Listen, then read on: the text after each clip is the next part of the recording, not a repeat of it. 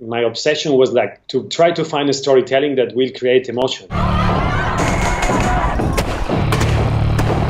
How are you seeing news change in the last few years? It's like, oh, we're talking about these kids dying in Syria. We become numb. And so then it's like people watch a movie that is fiction. You cry for a fiction movie, but then you see a real story and it's like, you don't care, or what is the dessert, or I changed the channel. On the virus, tell us a little bit about what it was like to work there. The virus is like it's kind of the perfect enemy, it's like it's invisible because, when you go to a war, it's very risky, but, at least you can control or to choose to go farther or no, I'm going to stay more back.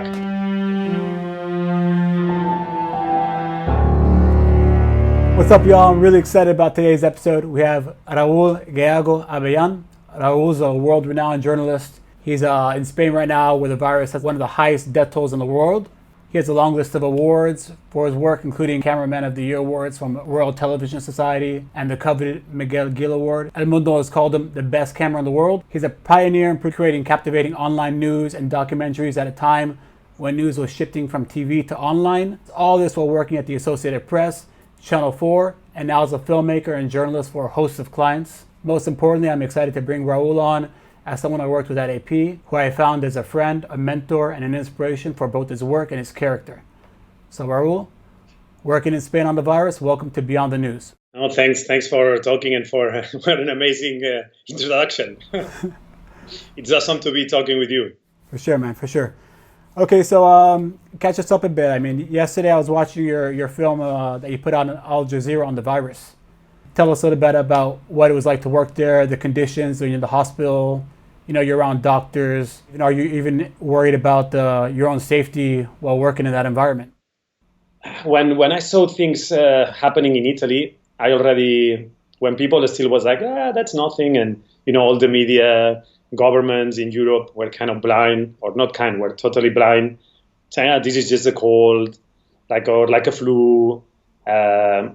And then I said, no, this is not just a flu, And so I already got prepared buying not toilet paper, buying masks, So I got prepared buying masks, and but focusing on the work, that was of course the concern, how much I'm gonna get into the ICUs, how much I want to stay in the hospitals, in a more technical level, how I'm gonna get the sound. Like in theory, you have to be 2 meters from the person, especially if it's people that are in high risk, like doctors, nurses, or patients of COVID. I want to take a risk and put the pin mic, like then what? How I'm gonna disinfect? I'm gonna have enough PPEs, because it's become very difficult to get. Like also, you go to hospitals. Now the PPEs are the doctors and hospitals are starting to have, but at the beginning, the situation of PPEs was really bad. So it's like, I want to go there and use one of the PPEs that's supposed to be for a nurse or a doctor, just for images, It's like, it's better that a nurse and a doctor will use it instead of me. It's more useful for a doctor or a nurse to use it. So are you going in without it? Or just minimal what you have? When I went to the hospitals, always like with the masks and then try to keep distance. Remember where I put the bags or what I touch or what I. When I entered in the ICU, I was lucky that I went to the Vall d'Hebron hospital in Barcelona ICU. That despite it's an ICU, it's a very well controlled environment. So the risk was less than a normal ICU. And you have all these questions, or how much time how much you want to expose to do it, but at the same time, you want to cover the story. I mean, for me, the main problem that I think it's happening in a lot of countries, but especially here in Catalonia and Spain, it was like the control of the information, the kind of censorship that governments, central government and autonomic government have they try to control the story, the information that comes out, So it was really difficult. Now it's a little more easy, but at the beginning to get access to hospitals, to ICUs, the medical staff was getting a lot of pressure from the directors of hospitals, from the governments, local and autonomic government and the Spanish government, so there was a lot of fear for doctors and nurses to speak out about the situation of the PPEs, the conditions of work. So that was for me that was the biggest challenge, to see how badly managed, how bad was the response of the government. And at the same time, there was a lot of fear for people to speak out, and how the governments were trying to control the narrative of this story. Also very frustrating to see how the majority of the media were just following up the official version. We saw it when at the beginning of this happened, at least in Spain. The majority of the media was praising how the government was reacting. There was also a call for, let's not panic, it's just a flu. We should be all relaxed, And then I think you don't need to be like Einstein or expert in science that, okay, I understand that you think that it's far when things are happening in Asia. But when you have like daily planes from Asia to Europe or to your own country, you have to start to worry. And then when things are happening in Italy, for sure it's going to come here, and it's so strange. It's still difficult to understand how governments, authorities, they didn't react way before, I guess they worried more about the economy instead of the health of the people, or maybe they're just incapable to react or to think, or they're worried about other things, their careers or political electoral fights, and or their seats, to don't lose their seats. But yeah, the main frustration was to get access to hospitals, to make people to speak out. I think we saw this in Italy, but then as the situation was getting worse, the Italian doctors also started to speak out more and to give access. So here, I think it happened a little the same. Like first, people was afraid. There was a lot of pressure from authorities and this, but then little by little, people start to speak out. And to go there, you just like showed up at the hospital to try to get in, or you're making phone calls, or? No, was a lot of phone calls to the press office, government office in charge of healthcare. Unfortunately, it worked out more personal connections than follow the professional straight. Like you end up entering, or especially the people that got access the first was more for personal connections, because, this guy is a friend of the communication officer, or this guy is from the same political party that now controls the healthcare office. Unfortunately, it was more for this than actually, because you try to do things properly in a straight way, a straight line, following the procedure. And so at the end was about putting pressure, calling, and trying to find a friend, and you end up, now they are starting to give more access to everybody, but still the access was very restrictive, like you have you have 1 hour and a half to be in this ICU unit, that was a part that made me very frustrated, because if you want to tell properly the story, you want to spend long time. Yeah. But also the professional journalist, the Raul journalist was like, oh, damn, this is very little time I want to stay at least one shift or two shifts, to be embedded. But then Raul, the human being, Raul was like, you know what? Maybe it's better to just stay 1 hour in the ICU unit, and less chances to get the virus, For sure. Yeah. Hope you're staying healthy in general for the whole thing. When I saw like even these the ambulance bringing people from their homes, is that you were like following around the ambulance for the day also, or how did you get those calls? Yeah, I mean, that was the same process. I tried to do it like in official way. There was no way to get access. It was very difficult. But then I did it through the unions. And then I was lucky that there is also doctors, personnel, like medical personnel, nurses, that they are ready to speak out. So I think the unions, they've been speaking out more. So these guys from this ambulance, they are like veterans. They are really professional. They are for sure. Also they are not afraid to show what they are doing. Like they just do what they've been trained and what they can with their equipment that they have. So I went to do interview to them, and they say, yeah, just come along. And I think they were less afraid, first because they really wanted, like, look, people should know the truth. Also, if people so you said that a couple of times. Why do you think people are not knowing the truth? Is it something similar to here? Even in Thailand, we're wondering about, how accurate are the numbers? Is it lack of testing? Is it, what is it? I think the first is like always like, oh wow, let's try not to create a state of alarm. There is this worry about let's not make people panic. That somehow I understand, but at the same time, if you don't show like the reality, people then is not aware. Then people will react in a more irresponsible way. That I think that the problem here, that one of the main problems was that the majority of the population was not aware. I mean, there was a part that, yeah, I understand it's a new virus. We didn't know.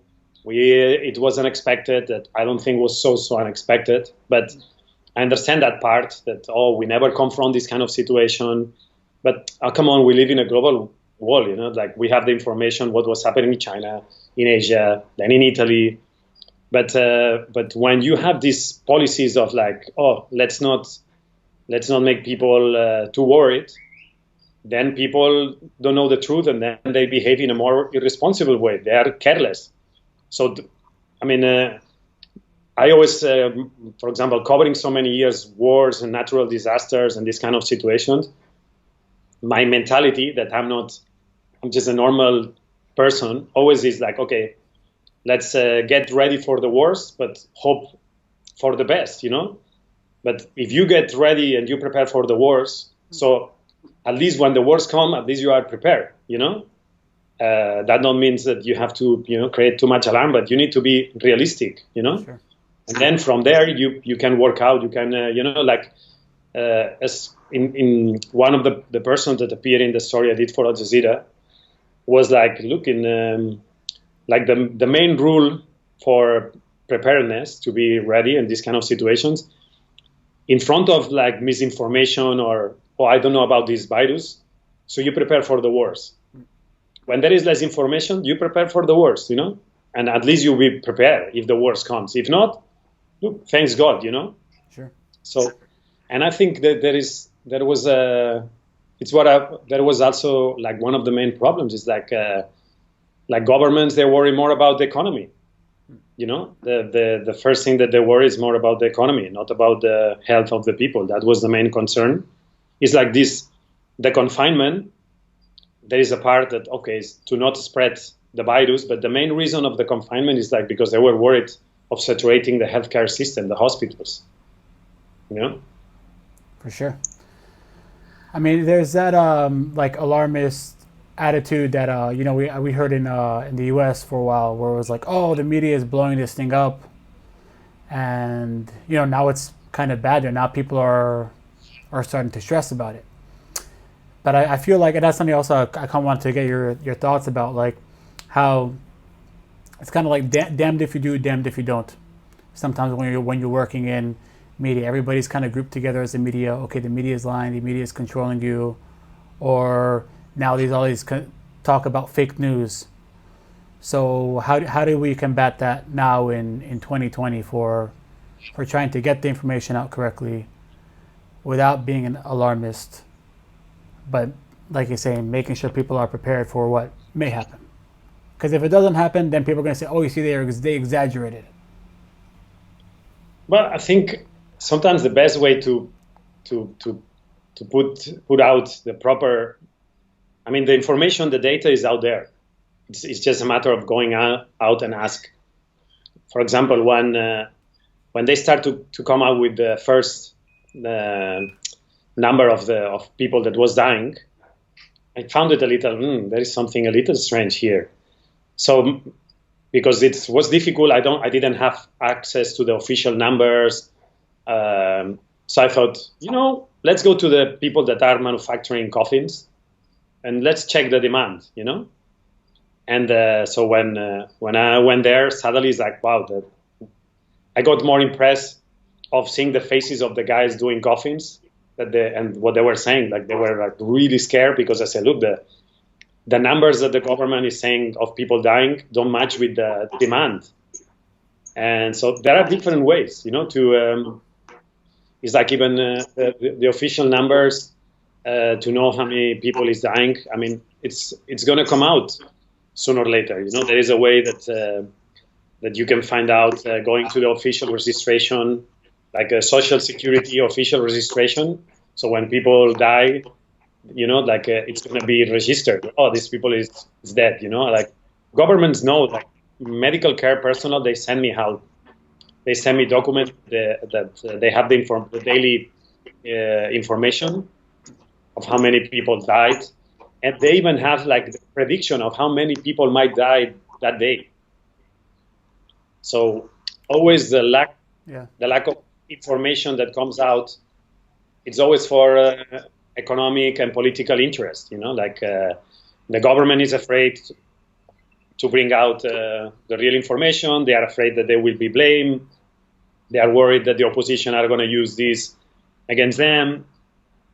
So it's a mix of things that happen that creates this kind of like confederacy of dances situation. That sure. At the end the information is not out there, then people is not aware, people don't react, and it's like, oh my God, what are we doing?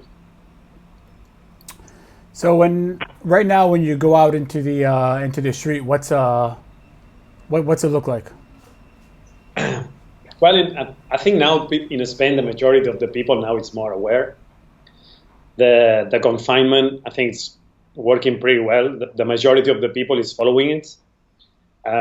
You could see the first days because there was a lack of information and the media and governments were giving this soft message like, hey, it's not so bad, don't worry. So people didn't understand, like, oh, why suddenly we have to be at home, For a month, they've been saying that it was just it's like a flu, and suddenly in few days, oh, no, actually it's like a flu, but stay at home. It's like, there's so it's normal that people. So the first days was people did not understood.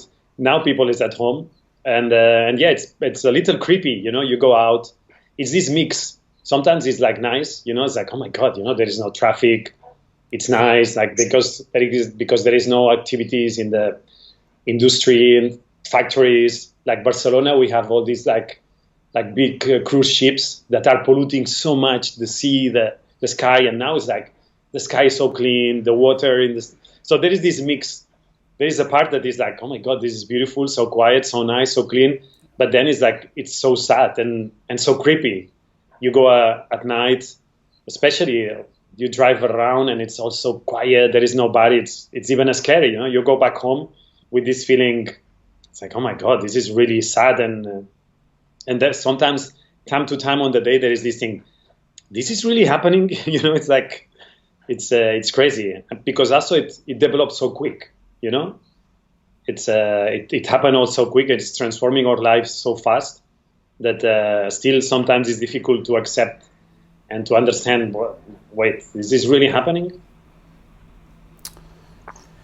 Definitely. I feel like people are still always, whenever I talk to people, always asking, so how long do you think this is going to go on for? Because it's still happening and it's April, It's like I say, it's hard to believe sometimes this thing is still going on. For 4 months now, and it's probably still going to happen for a while longer. Yeah, the scary thing is that I think the doctors and scientists are still struggling to figure out how this virus works, the effects, or how long it stays in the body, how long it takes. It makes me a little upset and sad to see how in the media we play this this position that has been so much information coming out, like, oh, the virus is doing this, or it's creating immunity, or this and that. And then I was in contact with, in Barcelona, we have these wall experts that are investigating and working on this virus. And I was asking them, and they were saying, look, there is not enough data. It's too early.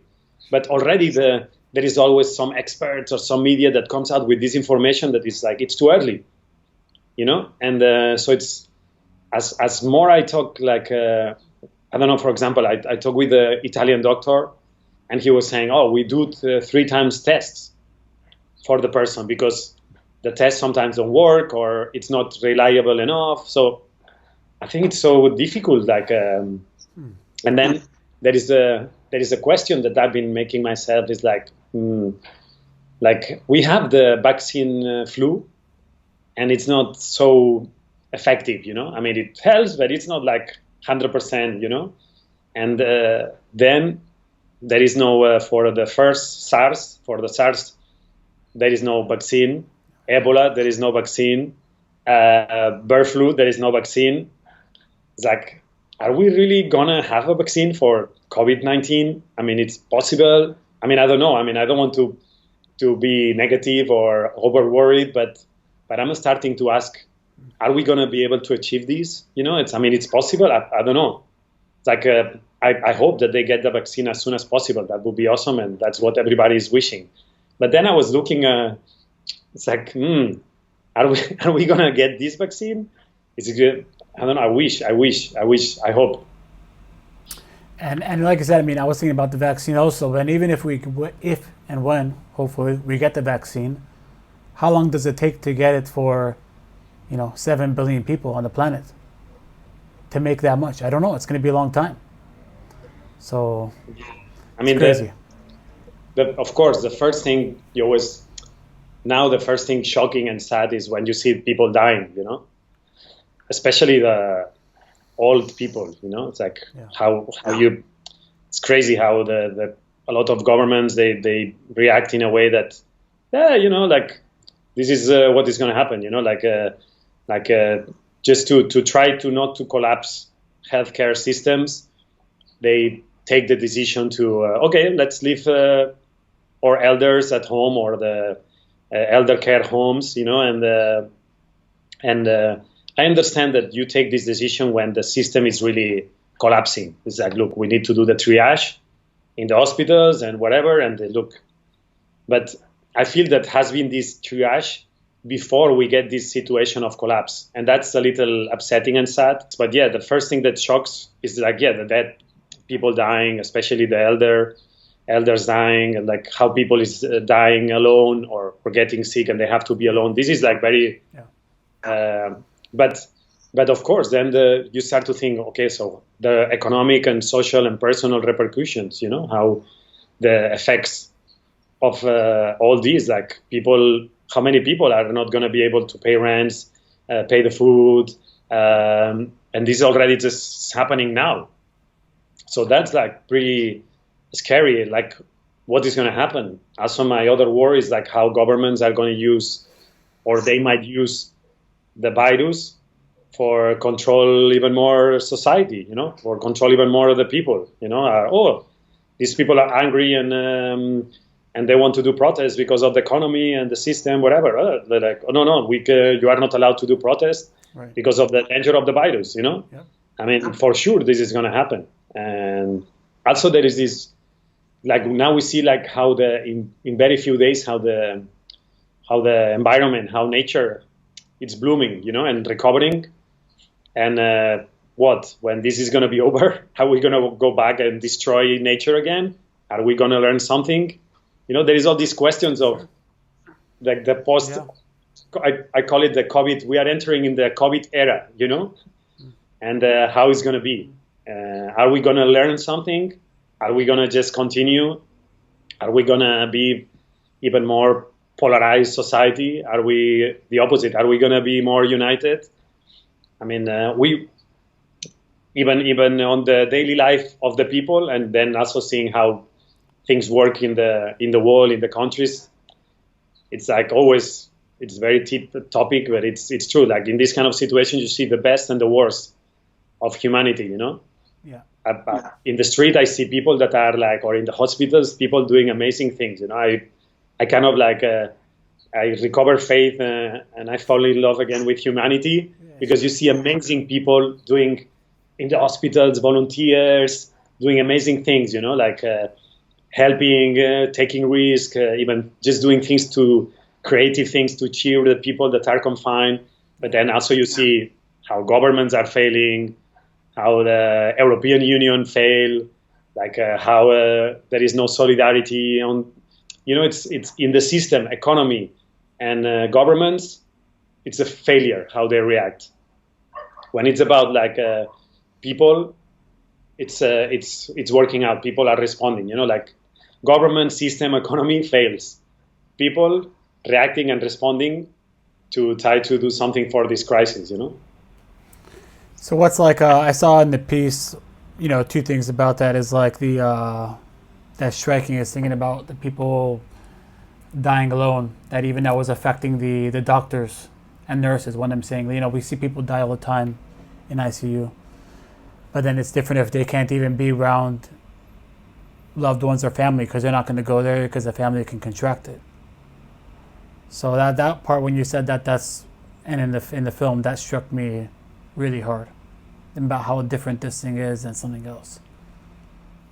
Yeah, what shocked me a little about the reaction of this story is like, I didn't think I did, or I put out any new information, or I like come out with any exclusive, or I discovered something that nobody. I mean, all this information was out there, like was already there. People already reported of people dying alone.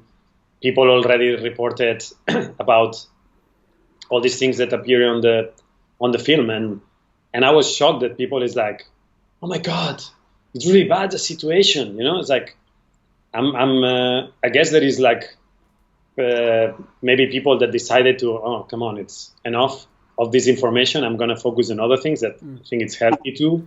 Yeah. But maybe there is a overload of there's too much information, so people get lost and with all so much information and misinformation, and or also makes me think, wow, we are doing something wrong in the way how we tell news. Yeah, I think there's a couple of those things, and it's people forget, you know. It's something else I want to talk to you about is that, you know, I think it's had to do with the style in which the stories are told, because of course, you know, you see a bunch of news of just ICU and doctors and people on hospital beds, but then there's not much else being told from that. But after watching this piece, you have all the different aspects of society in a longer form piece. You know, from 15 to 20 minutes, you can hear about the doctor's angle and just letting things breathe and really feeling how society is there. So how are you seeing news change in the last few years, and what's been available to you, and what are you most excited about? Well, I think this is a process that I've been always having. I always had on my mind that, you know, I mean, even if it sounds naive and even stupid, you know, like, of course I wanted to be a journalist because I wanted to bring something useful, something meaningful to society, some inspirational message, that you register something, that you bring out awareness, you know, like that you denounce something. And for example, when I started working for AP, for Associated Press, so I felt that was great, because I was like, hey, look, when I do a story, it goes to the TV stations all over the world, you know, and I wanted to feel that weight or responsibility to, you know, no, I need to do this, I need to show this, because my images will go everywhere. But then at some point you realize, no, my images go everywhere, but then they can do whatever they want with these images, you know, like they can change the message, or then I realized, you know, like, look, like, especially with the 24 hours new programs or information, is like because of the format, society, we become numb. We become used to see this news, no? And I always say the same, like you watch real news, you watch real stories, because of the format, because the way how the anchor tell the stories, because the way how the reporter explains. And it's like, oh, we're talking about these kids dying in Syria. Oh, but then Angelina Jolie, get married with, it's like, we become numb. It's not don't affect us anymore. So then it's like people watch a movie that is fiction, but because appeals to your senses with music and, the narrative and the storytelling, you cry for a fiction movie, but then you see a real story and it's like, you don't care, or what is the dessert, or I changed the channel, or let's see a sports, So then when I realized this, I was like, my obsession was like to try to find a storytelling that will create emotion, that will touch the audience, and since a long time ago, especially when all these like more online content start to appear, that maybe there was a space that you could be more creative. For my obsession was like, I want that when the people watch my story, will feel what the person that I'm telling the story, or what I felt when I was there talking with this person, So that always has been my obsession, and try to touch. There is already so much information. Of course, try to be right with the information. Try to be balanced. Not be biased. But appeal the senses, appeal the emotion, because that's the problem, that now we don't get affected for so many of these stories, or we pass from being aware. Before we were not aware, now we are aware, but now it's like, oh, we are aware, but what can we do? So maybe I don't know. I don't know if it's useful at all, or if it's, but at least try to appeal. Then at least that, okay, maybe I don't know if this is going to change anything, but at least now you are aware, and it touch your heart and your soul watching that story, and it's like, oh, now you are realize what is happening there. That's what I wish I would have been more smart and study medicine instead of journalism. Then I would feel more useful for society. Oh man.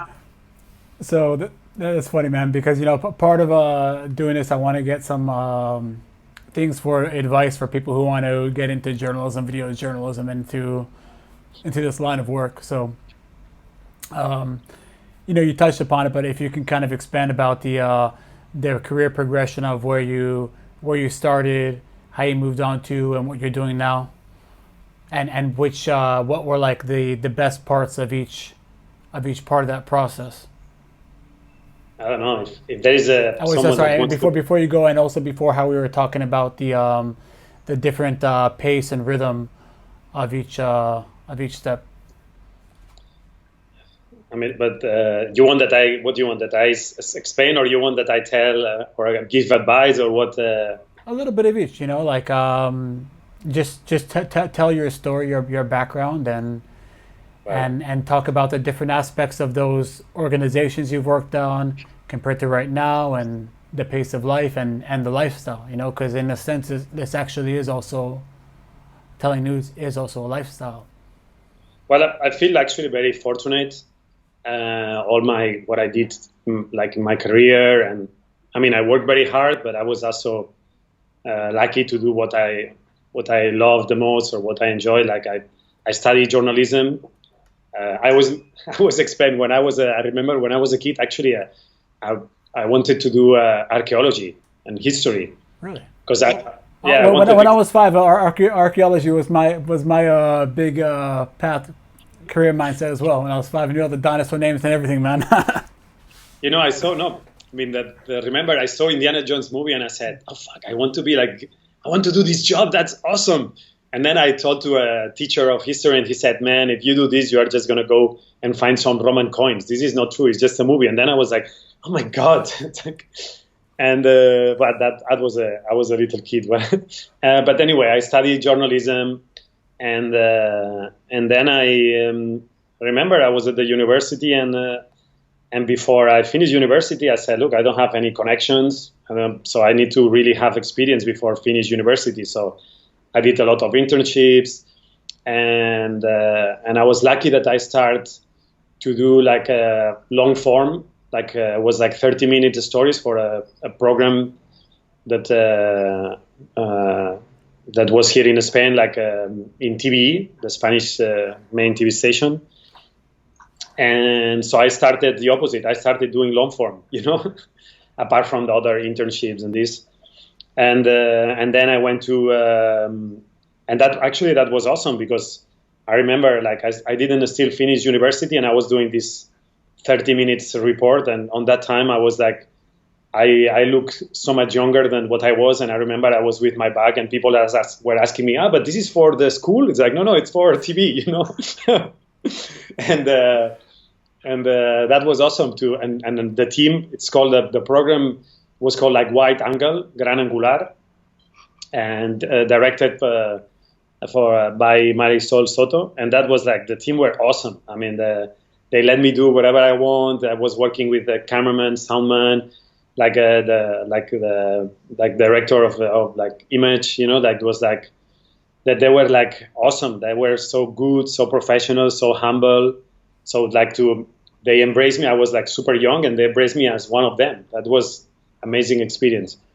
So, and then I went to TV3, and that was also great, because there was TV3 in Catalonia. It was like one of the first TV stations that created the BJ. We're working in the BJ format. We had there was like the new room, and then there was this group of people that they were like the ENG, electronic news gathering. So basically, it was journalists that knew how to shoot, edit, and we were working on pairs. So it's like there was some story that we have to go to cover. It's like, imagine you and me, we go, and then we both are ENG, like BJs, and was like, oh, today you want to shoot or you want to be in the camera. So, we were working like that, and that was super cool, very dynamic. Some stories I was like, I enjoy more taking the camera, or no, this story I want to do it because it's something that I want to tell the story. So that was awesome, and the team on that time was really great. So in that sense, I feel lucky that always on my career I had people around me that were really good, very professional. So I could learn from them. That I feel very privileged. And then I started to enjoy more using the camera to tell the story. And then being in front of the camera, then I was sent to Jerusalem, to the Middle East office for TV3 in 2003. Before they sent me, there was an Operation Defensive Shield, and to cover the story was a great experience. And then from there, I covered the Iraq War, Second Intifada, and then after almost 3 years, AP offered me the opportunity to work for them, and then they offered me the job to go to be based in Bangkok for the Asia Bureau for AP, and from there, travel all over the world and as a BJ.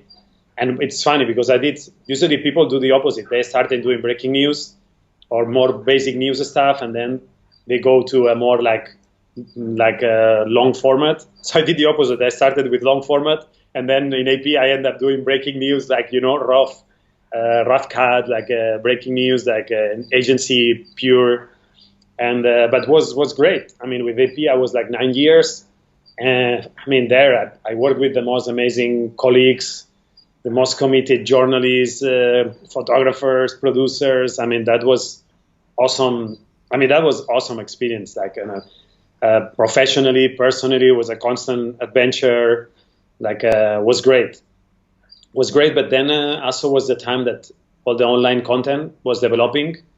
So at some point, I felt it was time to move on, because I was missing to be more creative, and especially when there is this moment that you feel that the way how I'm telling the story is not useful. I remember there was a time that I feel, the personal risk that I'm taking, the format, the content that we are taking out is not useful or don't make any difference, and I wanted to be a journalist to contribute to change or to inspire, And I feel that what the content I'm doing, because of the news format, I'm actually contributing the opposite. I'm contributing that things don't change, that news events are covered and then forgetting next day, you know? It's just like feed the beast that we were calling in AP, you know? Feed the beast, you know? So I feel that at the end I'm more feeding the beast and doing the contributing to the opposite, you know, to the, instead of to things, to that change things, that the world, the systems, the economy will continue in the same way. Then I was 1 year in Channel 4, and then at some point I said, okay, let's try to work on my own and do more like documentaries. And I think also was a moment that was a lot of years like working nonstop like crazy, you know, and was the moment, okay, let's just slow down a little and see, try to think how I can evolve, you know, and continue like doing my job, but in a time that things are changing. And as you said before, like now I'm working as a freelance. Well, now I start this collaboration with Al Jazeera to doing 10 stories. But since I've been a freelance, I work on documentaries. I produce my own documentaries. I've been hired to do documentaries. I contributed to the Washington Post, the Intercept, a little also to the New York Times or China Morning Post. I was working in Hong Kong doing a documentary for Ai Weiwei, the artist. Now we are editing this documentary. So also I'm doing a PhD, a part-time about virtual reality and journalism to investigate, you know, like how in the future. And I guess now with the confinement makes more sense. Probably we're gonna. So that's funny. Yeah. I want to ask you what you think the future of news is going to look like. I don't know. It's difficult to predict because, I mean, I think things have started to change with the economic crisis. You know, before all the international big news organization. Well, it changed with the crisis, and also how then the TV equipment become more cheap. How like a camera and a computer, and now with an iPhone, you can tell a story, and that was a big change. Like I think more for good, and then also like with the crisis make a lot of changes. Like before, like BBC, you had like the what in Asia or Africa always make the joke, they had like the white skin correspondent everywhere, you know, like the Anglo-Saxon correspondent. And since there is a crisis, you know, now you have the local person telling the story, you know, and now they don't mind that the British accent is so perfect, you know. So because it's cheaper, you know, you don't have to send. I mean, when I was working with AP and they were sending me everywhere, I felt like, wow, this is like I'm one of the last people that are going to be doing this, you know, because soon it's going to be. Also, I remember when I started with AP, they were sending me to places and I was like the only foreigner and I was the only one that has a camera, computer, satellite phone. Now even you go to the most remote area and even the shittiest refugee camp, there is a guy with the camera, with the laptop and iPhone that are doing and covering the story. Or you go to some war and the people fighting there, they make their own videos. They put the GoPro and this. It is like, for the format that I was doing, I'm not needed anymore to be there, you know, because the local people are going to tell it themselves, the story, and make sense that they tell the story. Plus that for this kind of more basic news story, like I'm not needed, you know, like maybe for other formats or if you have different view or this, but you know, that's why things is changing. And now with the COVID, now with this time you see how everybody's doing interviews with the Skype, with the Zoom. I don't know, things, I mean, it's so difficult. That for me, the scariest thing is that since 11th of September, like every year, always something happened that nobody could expect, you know, that this was going to happen. Like 11th of September, oh my God, we were shocked. Then the war here, the war there, the war that, this problem, environmental problems. Like every year something happened that we were not expecting at all, you know. So now I'm thinking, what is going to come this year or next year that we are not aware that is going to shock, you know. That's pretty scary. What I'm scared of, what I cannot imagine that might happen. So thinking about that from 9/11 and on, and every year is crazy. I mean, you know, as you said, you've traveled all over the world. You've seen all these different conflict zones. Is there one that was the craziest for you, or what's one story that you worked on that had the biggest impression on you? No, I mean, all the stories have something. Always there is something that you learn, something that shocks you, something that you get inspired. I mean, no, it never. No, I mean, it's very difficult. From each place, I take something with me, you know, or I try to get a lesson, or I try to learn something. I mean, of course, always the worst is when you see like kids, you know, when you see children suffering. That is like the worst feeling, you know, and that's like the worst.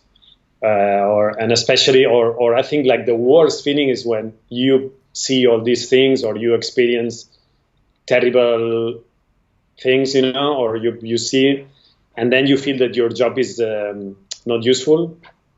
You know, that's when you feel that you are just a voyeur of the bad things that happen in the world. It's that when it's like that is when really affects you, because when you feel that your job somehow is gonna be useful, you keep going, you know. The problem is when you are there recording someone dying or someone fighting or this, and then it's like, what I'm doing, this is useless, you know. It's not gonna change much, or it's not gonna.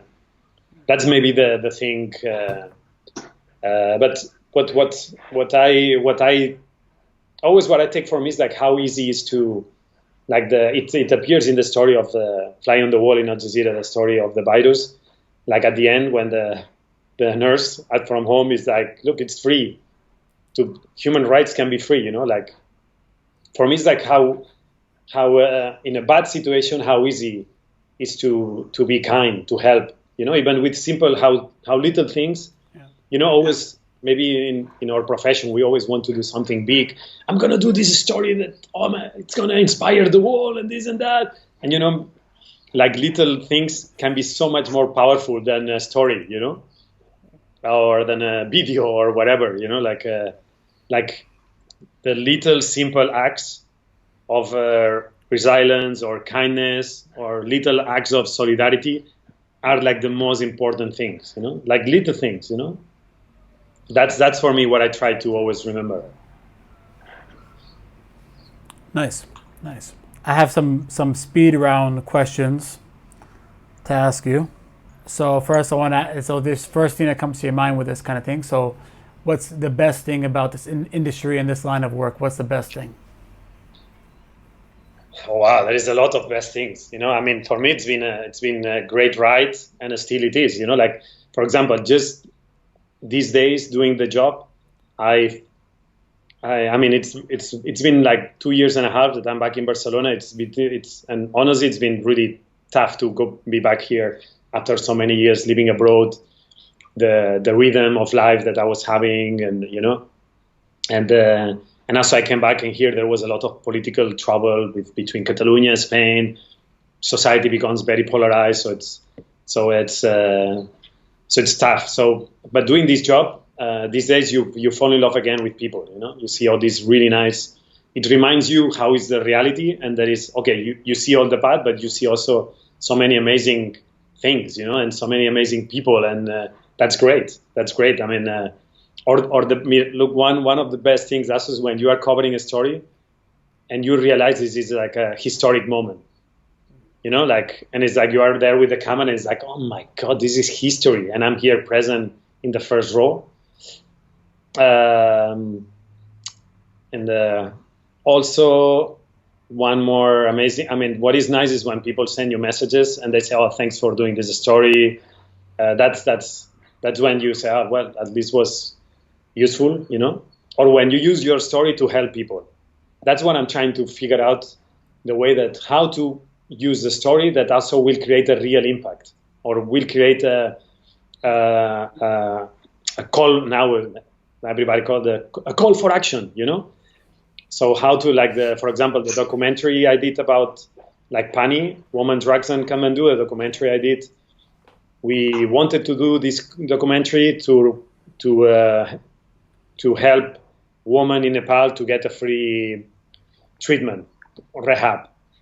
So we managed to get 16 treatments for women for free. It was not much, but so now it's when you see that your work makes a real impact. That's when it's nice. That it's very difficult, but that's for me. That the next thing would be to find a way that the work I do makes a real impact. But that's really difficult.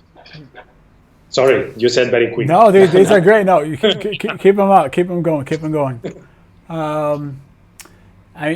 But you remind me. I also wanted to talk a bit about the difference of being in, being in Bangkok. You're a foreign correspondent.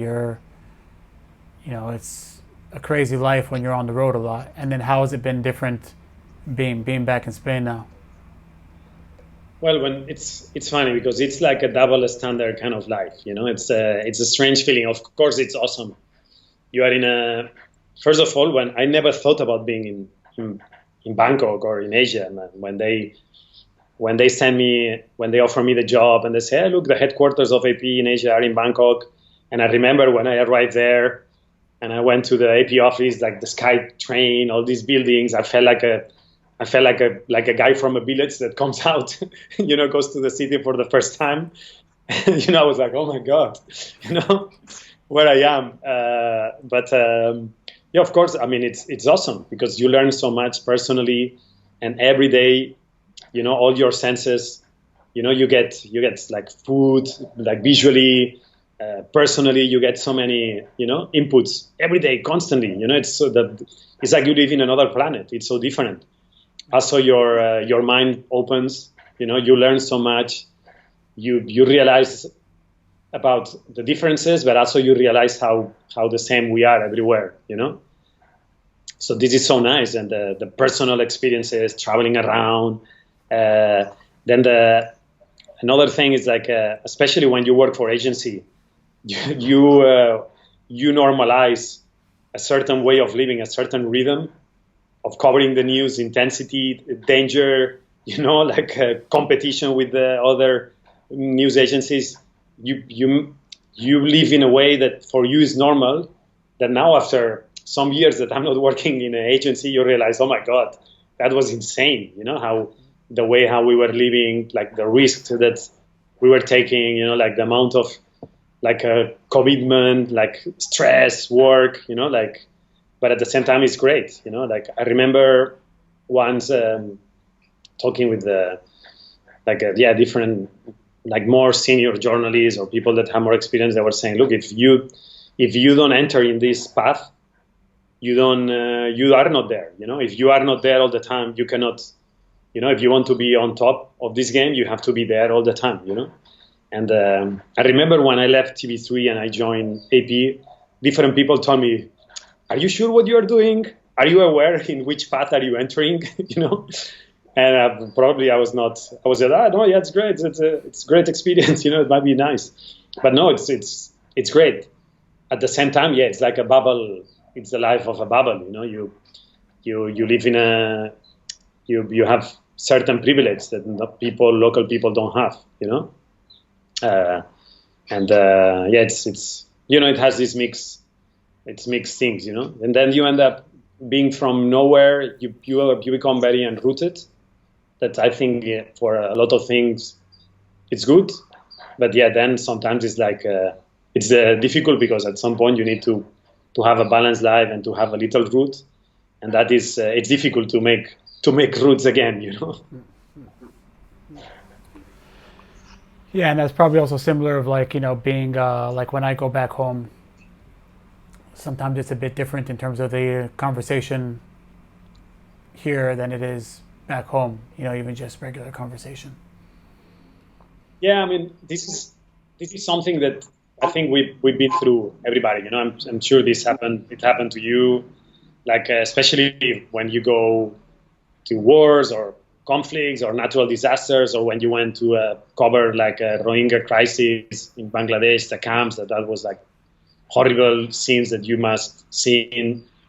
And at the beginning, I remember like when I was going home, then suddenly you get upset because you feel that everybody is so shallow.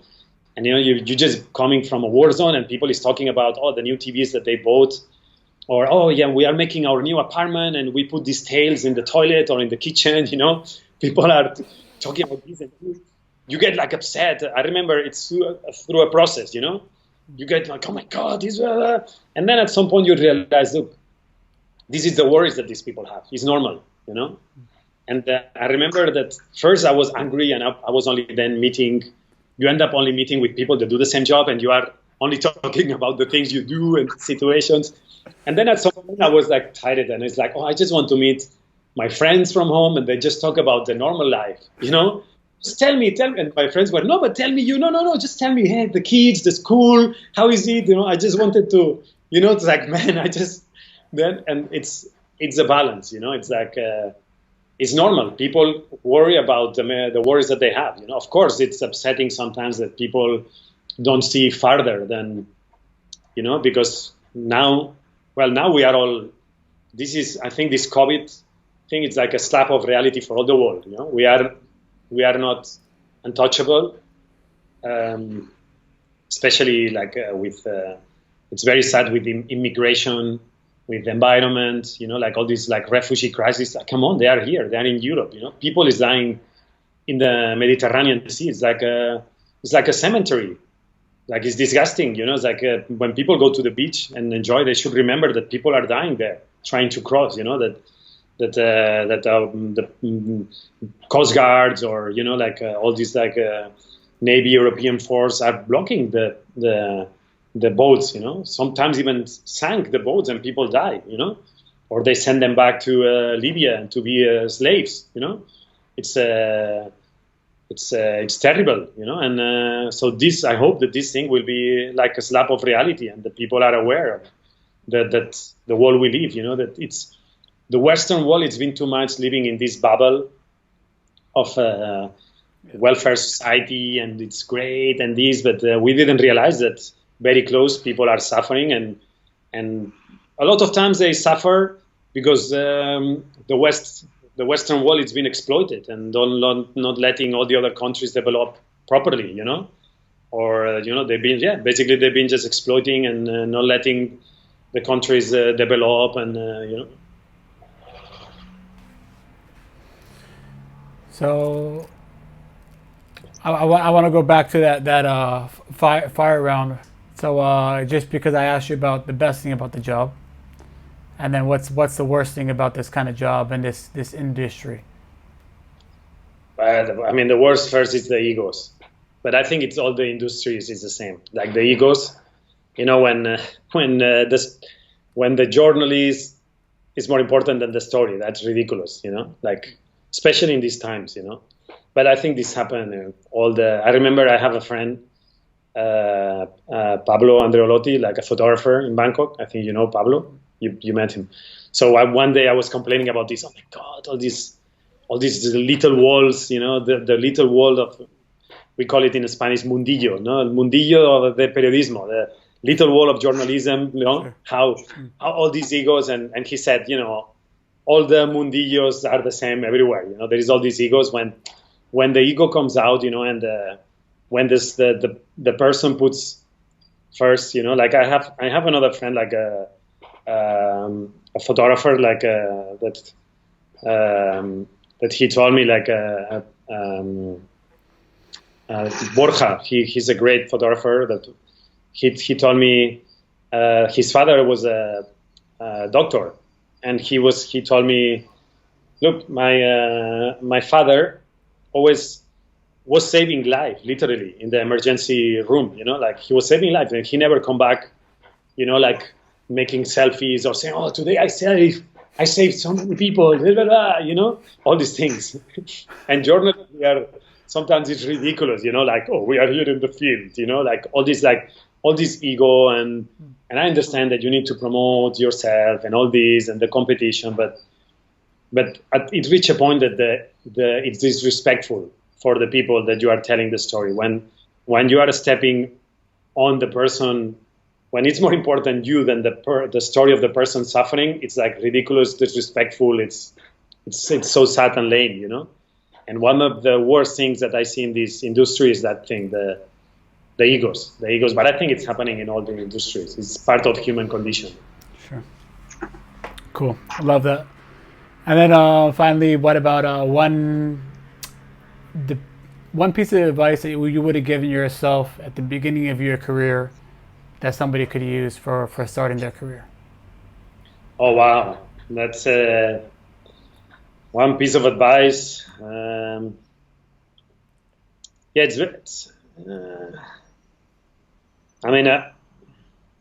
mean, there is so many pieces of advice that it would avoid a lot of slaps of reality, you know. I don't know. One piece of advice is unfortunately, I was a person that I always thought that work speaks by itself. Unfortunately, it's not only work that speak by yourself. You know, like connections, relationships. At some point, you know. It helps sometimes even more than than your work, what you've done. But at the same time, it's like, I don't know, it depends on how the person is. Then it's like my main advice would be to have try to have a more balanced life, you know, don't take yourself so seriously. Of course, do things with passion, but at the end of the day, you know, it's just one more story of the millions of stories that out there.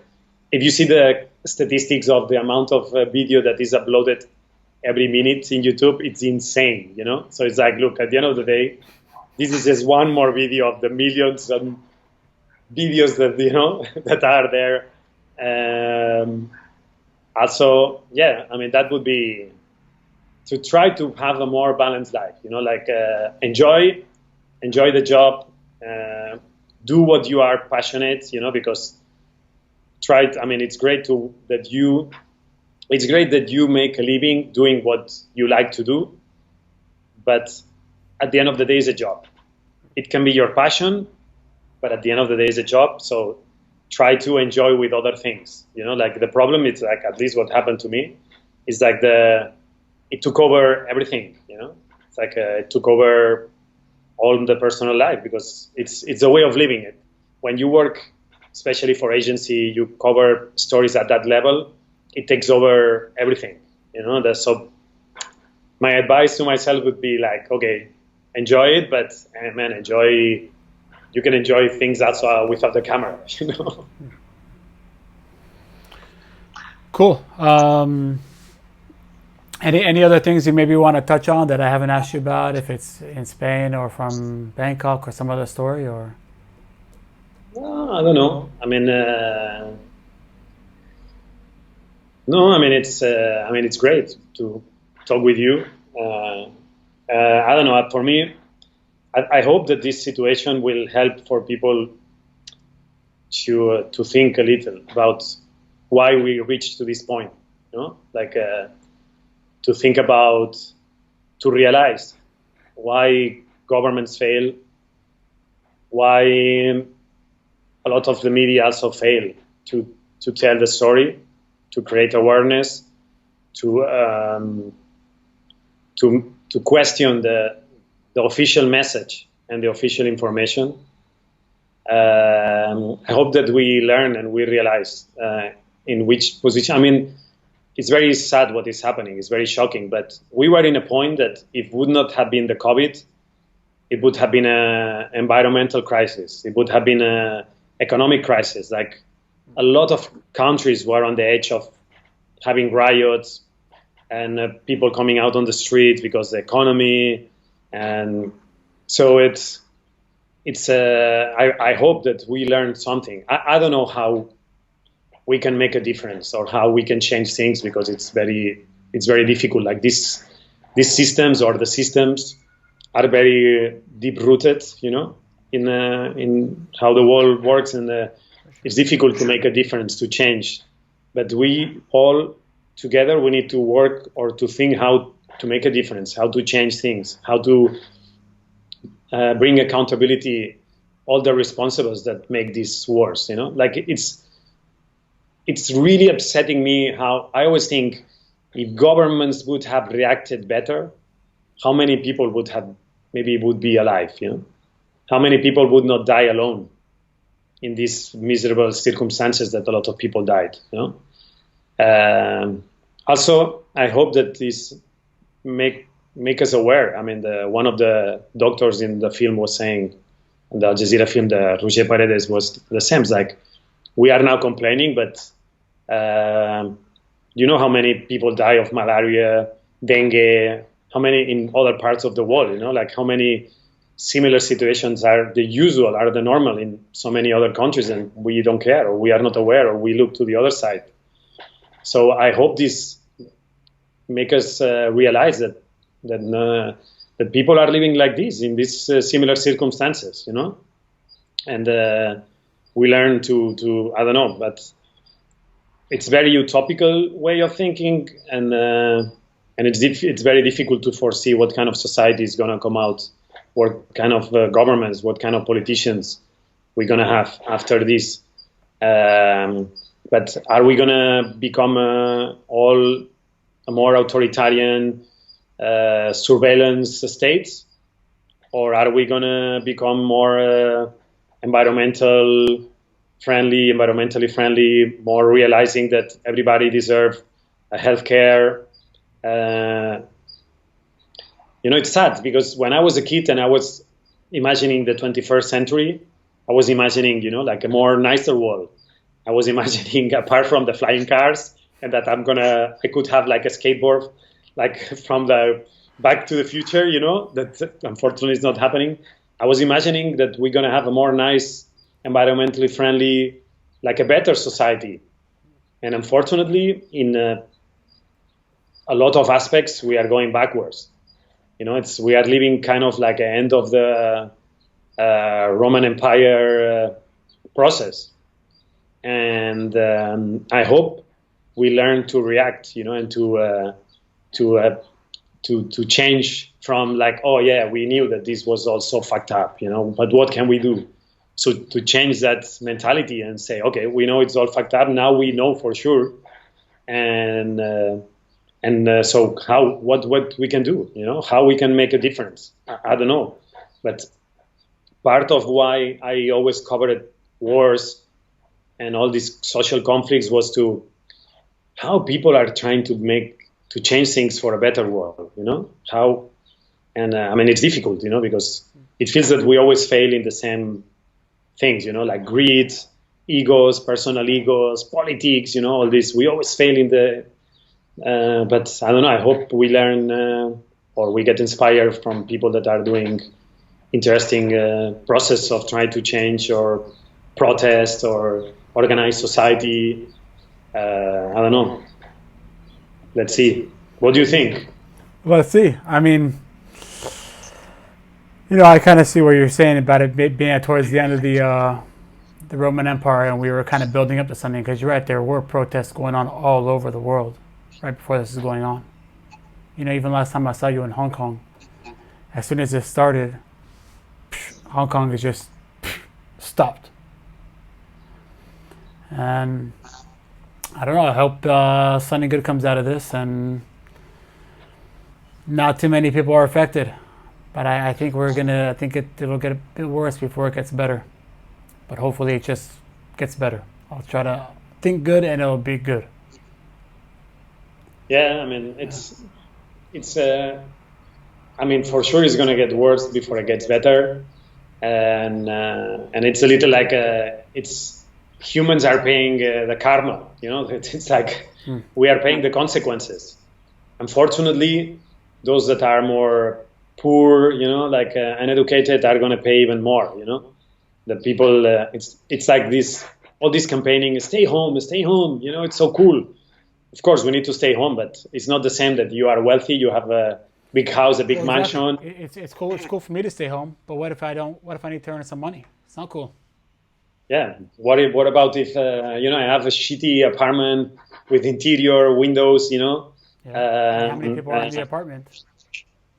yes, like governments are helping to stay home. Are you, Yeah. I don't know. It's I think in the last years I have hope because I've seen amazing, especially in the younger generations. I see kids that are amazing, are so aware, are so committed, and that give me hope to say, oh wow, these like teenagers or even like little kids are a million times more aware than what I was at their age, and they are more committed and they have this more nicer mindset to try to do things for better and help. That is awesome. That gives me hope. And but let's see. I mean, I feel I'm 43. I feel a little like we are the fail generation. That we fail. Like we are. Yeah, it's true. I feel. Oh my God, we fail. Like we are like this gap of generation that our parents improve their way of living, and we didn't manage to take over, to take charge, to try to make things better, and we just inherit like a system that was going down, more corrupted, more inefficient, more bureaucratic, more is like. So we failed to take over and to make things better. So I don't know. I hope now I think our generations now should be the ones trying to help the younger generations to make a better world. Definitely. Sounds good. To a better world. Let's see. Let's hope. Let's hope. Okay, Raul, so if people want to learn and read and hear more about you, where can they go? Well, my website is not very well updated. I need to update my website, but I guess they can follow on Instagram and Twitter, especially maybe Instagram they can see. But what I would say, just follow the stories I'm doing. I would say just follow the stories, but spend time reading more interesting things, more useful things, more things that will help everybody to live in a better world. Just follow the stories I do, and also stories of other people. I mean, the amazing thing is that now there is so much creative and good people out there. That's awesome. Like, I just hope that we focus more on the people that are doing good job, because in this wall of internet and social media, it's very easy to get lost with so much information and so much. Also, it's free to just like to become a troll. You say troll as well, trolling in English. Troll, yeah. So there is so much, it's so I don't know, just try to identify the people that are doing good work, that they analyze properly, that they just don't then do things to become more popular, to have more followers, and yeah, that's it. Cool. Awesome, man. I think this is pretty good. Think it went pretty well? Yeah, no, it's awesome. It's great. Okay, cool. It's great. Yeah, it's awesome.